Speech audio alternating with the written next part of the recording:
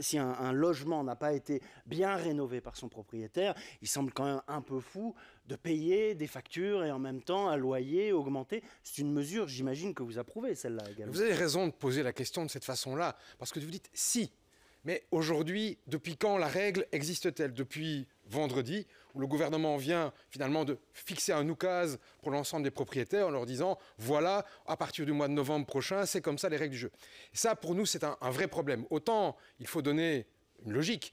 Effectivement, si c'est une passoire énergétique, qu'il y ait moins d'indexation à terme, c'est logique. Mais la façon dont le gouvernement l'annonce, on verra dans les mesures de mise en œuvre, mais c'est quelque chose qui tombe immédiatement.